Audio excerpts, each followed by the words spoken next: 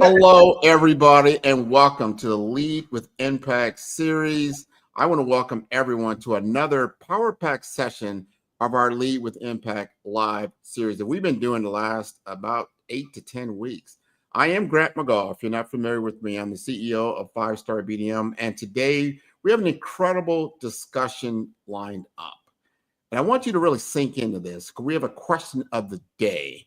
And that is, what's the number one skill that separates executives from managers? And many people think, as you're thinking through this, that it's about leadership or it's about vision or decision making. But here's the absolute truth. It's understanding the language of business.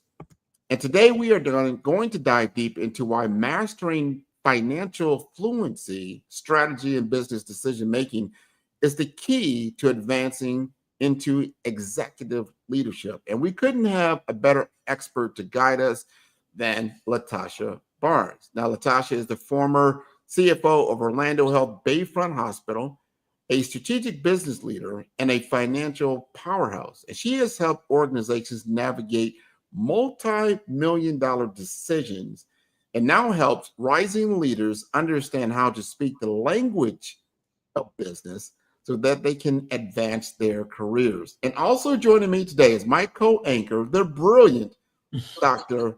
Ondreia Clarke, the CEO of Upscale EDU, who will add her expert perspective as we unpack these particular insights. So we want to make sure that this is an engaging conversation, and I want you to be able to use your comments. Go ahead and put your questions into the chat area, and just ask yourself, like, what's the one financial or business concept that you've always wanted to understand better from the C-suite vision, right? Or as a leader. So you can drop that into the comments. Now, LaTasha is on speaker with me. We had an internet issue with her, so she can't be on camera with us live. But I guarantee you, she is with us and she's listening to everything that I'm talking about. So we're going to bring her up, and I'm going to ask her this very important question, right? Here's the question, LaTasha. Okay. Most professionals focus on leadership skills or people management and industry knowledge. I want to know, why is mastering business language the missing piece to leadership advancement? Well, first, Grant and Ondreia, let me say thank you so much for having me on. And I'm looking forward to this conversation. So back to your question. And I'm so sorry that I am not on camera. Who knows what has happened, but I'm glad to be here. So, absolutely. Yeah, you're right. Executives tend to think only about, say, the people side when they consider what leadership is. But really, its core, a business is very multifaceted. So understanding all the facets of business language is absolutely critical. From my perspective, as a chief financial officer, executives also have to think about how money is managed. They have to think about the strategies of the organization, operational growth, etc. And then you also really want to think about what business risks are there in the industry, economically, internally, that really help to shape the business decisions that are made. So it's really multifaceted, and really getting to the basic level of financial understanding, I think, is truly critical in any executive's matriculation, any executive's professional growth. It's just truly critical. This is important. I want to bring this over to Dr. Clarke, because you've been in this executive leadership role, in your current role that you have now, also in the past in corporate America. And what that LaTasha is saying about financial acumen and understanding the language of business, what's your input? Well, On a personal level, I understand the importance of it because when I was in corporate America, as you know, my executive role was to develop and scale a national department at Mayo Clinic. However, whenever we received those yearly reports or even quarterly reports, I felt like it was a big proponent missing from that equation, and the time that I was in that position, they came back with, everybody's excited. Wow, Ondreia, your incremental revenue increase was over 460% of the work you've done. But no one actually took the time to tell me what that meant. How do they, curate these numbers, and what does that look like as far as forecasting? So I was a little bit confused on, okay, that common sense, that sounds like a great number, but I really wanted to know the crux of how did we get these numbers, how do we get these projections, and what are our future goals? Because that would help me more as a leader to know more financial targets and what we really needed to meet in that perspective. But now as a business owner, I get to see all of those numbers, all of those moving parts. So you get to see more of the big picture in real time, and you don't have so many missing pieces because the data, AKA the numbers, helps you make so many more important decisions moving forward in scaling any business, whether it's in corporate or in your own entity as a business owner. That's so important. We're going to bring this back over. If I could interject, if you don't mind. Go right ahead. You just made a really great point, Ondreia, about thinking of, I think a very key strategy to learning or developing that business acumen is really thinking about your role as you are the business leader, not just the expert in the specific role you lead. If you are looking at your role as a business owner of that unit, you're forced to really think holistically about what is driving performance, not only financial, but operational and growth. Yes. Man, you're hitting on all cylinders. And I want the audience to truly chime in. Somebody got the memo. I think that's Frank. He said Frank is in the building. So Frank is listening, Frank Bryant. So thank you for that, Frank.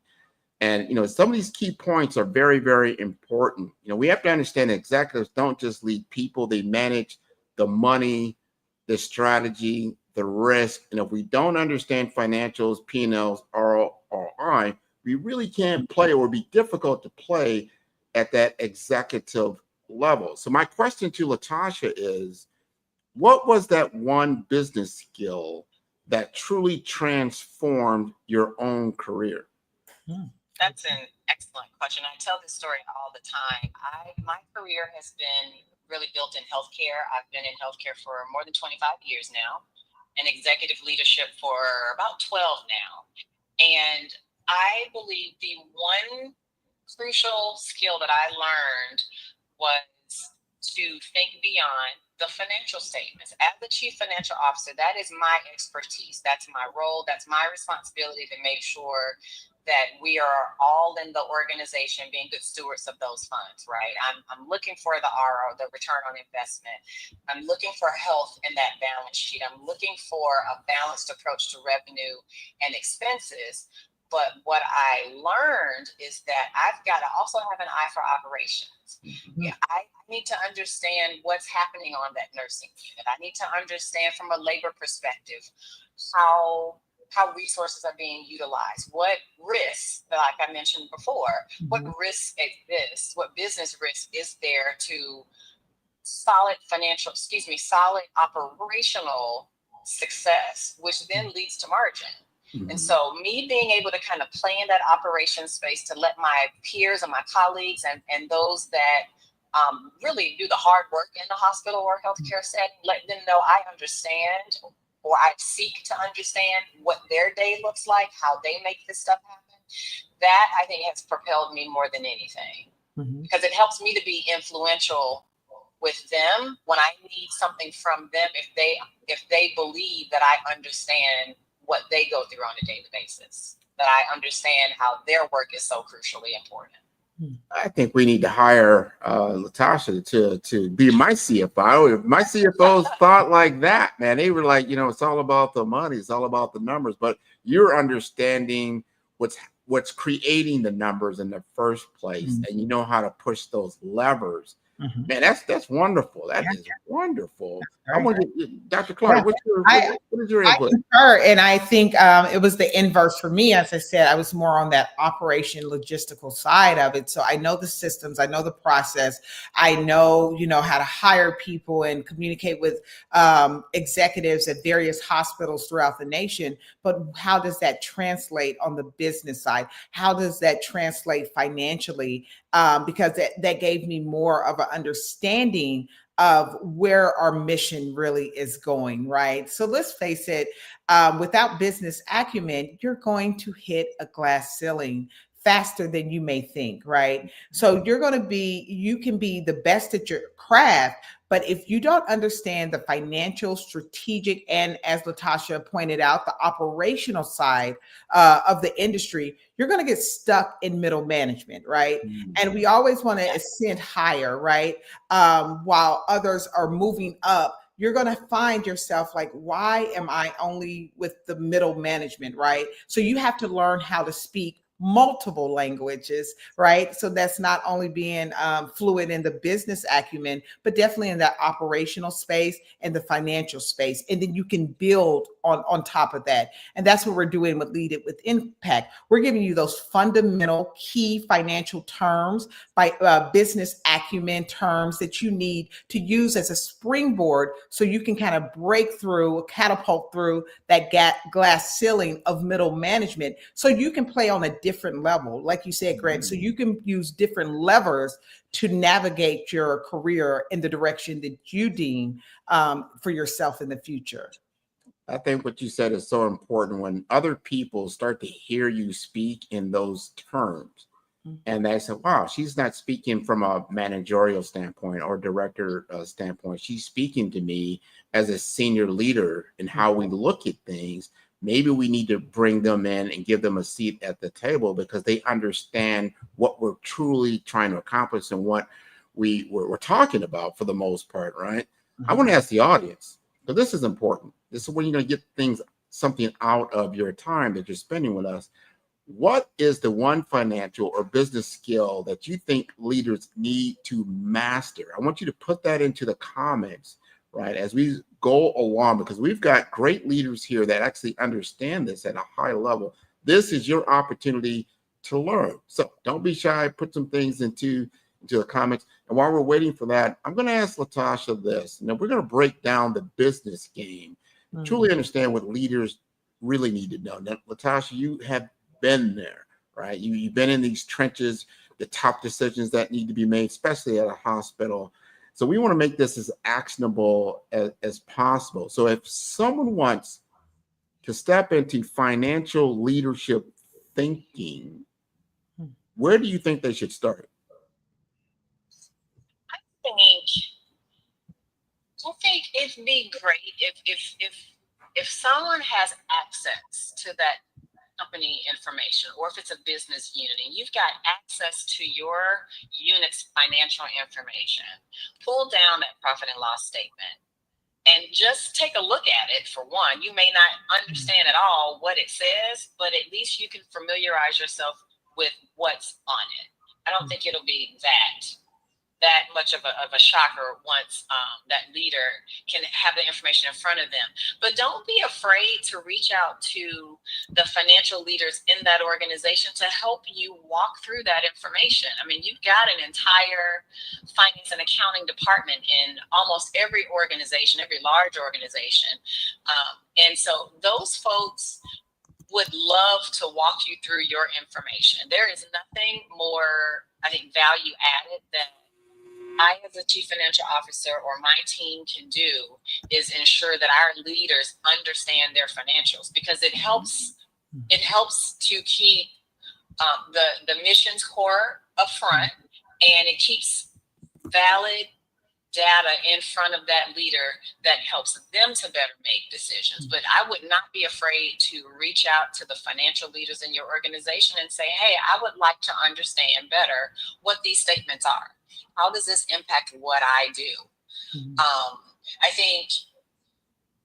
I think another key component would be, because actually out of that conversation, I think is where some of this language will be introduced. Like if you think about return on investment or an ROI, right? So that thinking in general is highly critical, but not every business leader or organizational leader beyond perhaps your executives even understand what ROI is, understands how that helps, building that business case to support the investment that's being sought, how you use that information to help your business leaders, one, make those decisions or be willing to make those decisions with you, or help you as the business leader to understand why it's important to do. So I wouldn't be shy with reaching out to those finance leaders and asking them to just help you understand what it says. Now, this is important. I want to bring this over to Dr. Clarke, because now you're in the field, you're doing your operational duty. You already said, you pointed to, hey, you had a 400% increase in some of the production, as they alluded to.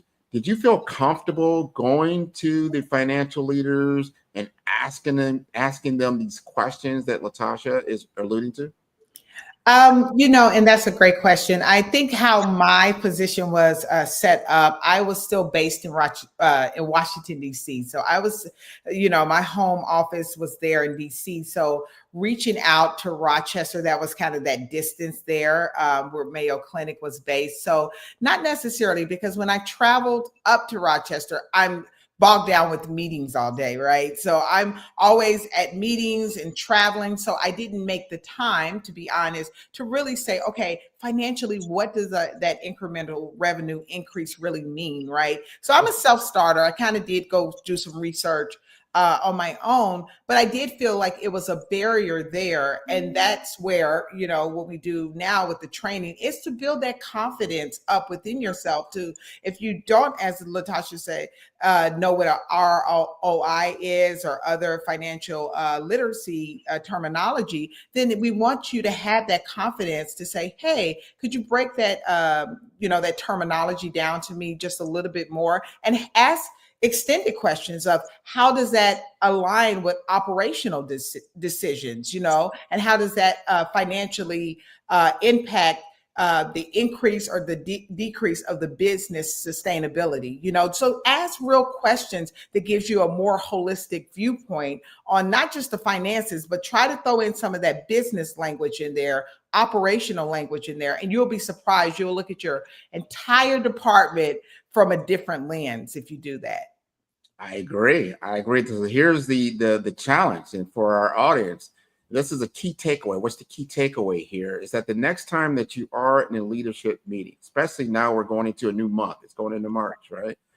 And if you can start asking those types of questions, like what's the ROI on this decision, and see how the conversation changes, because now you're just not in that operational plane.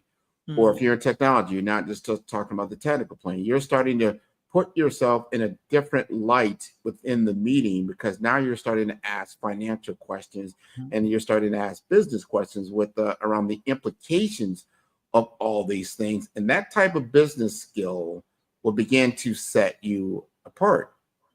Now, I want to get a little tactical, I would say, not technical. We're going to get tactical. I want to ask this to LaTasha and Ondreia as well. So this is for LaTasha, right? And so if you had to put this into context, like what are the top 3 business skills that can make someone more promotable right now?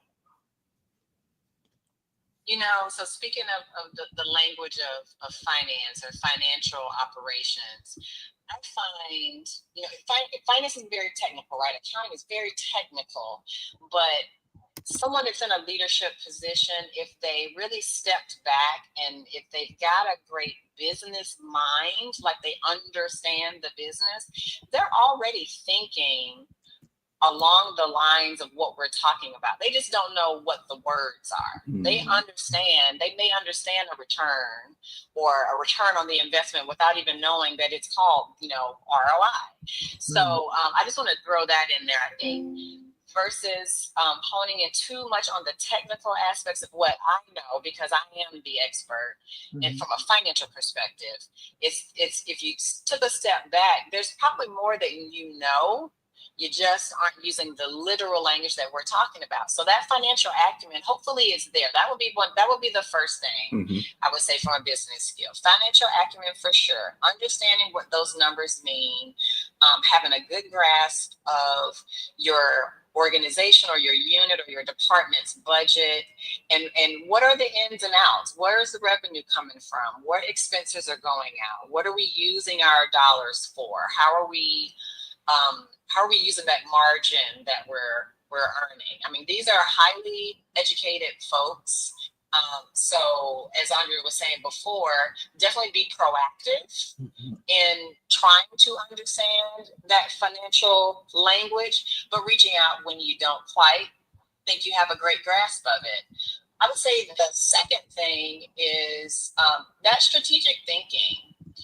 That really does up the game, in my opinion. Again, the technical side of things, it's always going to be there. But when you can have the strategic thought, critical thinking of where should we be headed as an organization? What should my unit be doing? What am I doing that's not really value added, and I could maybe dial back and shift here and pivot there? Like connecting those decisions that are made day to day to the long-term business impact, I think is really critical. And then I would say the third thing, and I mentioned this earlier, is that risk management, really understanding the level of uncertainty that impact your organization or your unit, your department, your responsibility. They're going to be internal and they're going to be external. And understanding those risks will help you make data-driven decisions as well, because you're going to seek to understand how those things really do impact the decisions that need to be made. Those would be my top three. Those are good. I want to hear from Dr. Clarke. What do you think of those three things? Well, I think LaTasha nailed it on all cylinders there, but I like to take a lot of personal approaches for myself of, receiving promotions every year and a half, 2 years at the most. And that's really being strategic about showing up in the position that you are in and looking beyond the position, right? So I'm big on visionary leadership, looking beyond the role, identifying the wants versus the needs, right? A lot of our peers and colleagues would tell us what they want, but if you're more observational in the needs, then you can fill in the gaps, right? So that's what I've always done throughout my career is I hear what you want and I'll make sure I appease to that, but then I identify the needs. What operations are missing? What systems and processes can make this more efficient as we're moving forward? So just having a keen awareness of different, like I said, the wants versus their needs, and really delving into the needs on a strategic level, and then actually the communication skills. How are you articulating that? How are you able to visually put a presentation together? Because that's what I did before, I stepped into more executive roles. I set my bosses down a lot of time and I said, okay, this is what we're doing. And then I showed them the vision of this is what we can be doing better, right? And so it had them to stimulate their thought. And then I brought them into the vision of how we can expand this, on an exponential pace from what we're doing operationally. So I'm really big in visionary leadership. Never go into a role and just do your job, because if you go into the role and you're only doing your job, then you've missed the job completely, right? So you always need to kind of identify the want versus the needs, because the needs is where the gaps are, and then build systems. I build on systems, peoples, and tools. Those are the frameworks I typically use. And I leverage those three frameworks for myself. And I typically build a big, nice strategic plan and mapping in those gaps with that. I think first of all, that's a really good business skill set that you put together. And I can see how you use that to leverage. to move forward. And people recognize it. It's about recognition, right? Recognizing like, hey, she understands. I want her part of my teams. I want her to improve our results, right? But this is a results-oriented business. No matter what you're in, they're looking at measuring. They're going to measure the results, right? So if you can't measure it, you can't manage it. That is usually the thing. Now, and I want to ask LaTasha this as well, because I think where people stumble is in this language world. Finance people, they speak in their own jargon. And unless you understand what that jargon truly means, and then you can begin to speak that back to quantifiable results, and then you're speaking their language. They're like, oh, you understand, the Spanish I just spoke. I didn't know you spoke Spanish, right? Just to give you an example, right? But then you can get more buy-in. What do you think about that, LaTasha? You are so right. If you could see me, I have the biggest grin on my face because that is generally the challenge. I mean, personally, that is always my challenge in really trying to convey the financial message in a way that actually is understandable and being aware of the jargon we use and simplifying it, relating it to the day-to-day work that the audience may be engaged in, linking that jargon to something that is really connected to what they see on a day-to-day. That's generally how I try to approach it, because you're right. It's speaking finance is only sexy to finance people. And you've got to really figure out the way to touch the audience. And it is about knowing who your audience is, because I can speak fluently, technically, to most of the senior leaders I work with, and they know what I'm talking about. Or like a board, that can exist. But when you're getting down to say the emerging leader, you've really got to understand how to break down the financial information to the base level that really relates to what they see. That's been my method. Well, that's a great method. And before, we want to ask, we're getting toward the end. We've got a few minutes left. You're going to be coming for Lead with Impact in Miami. Let the audience know what you feel you're going to be able to bring to the table. These are people that are serious about mastering business fluency, how to speak that language. What are some things do you think, you can, if you share just a little bit behind the curtain, that they'll be able to gain and garner when you come to Miami?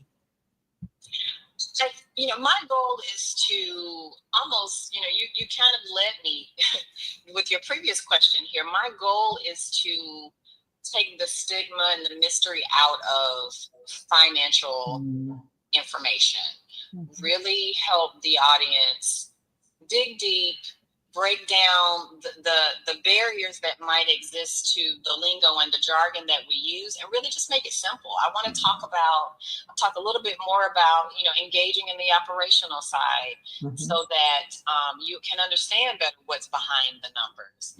Perhaps, we can talk about, the health of an organization in a way that doesn't take it to the literal financial statements all the time. You don't need to know all the ratios on a balance sheet, not necessarily, but let's really hone it. Let's hone the knowledge sharing to the key elements that I think can be crucial in an emerging leader's trajectory as they move forward, and what's really the most critical bits of information that are needed.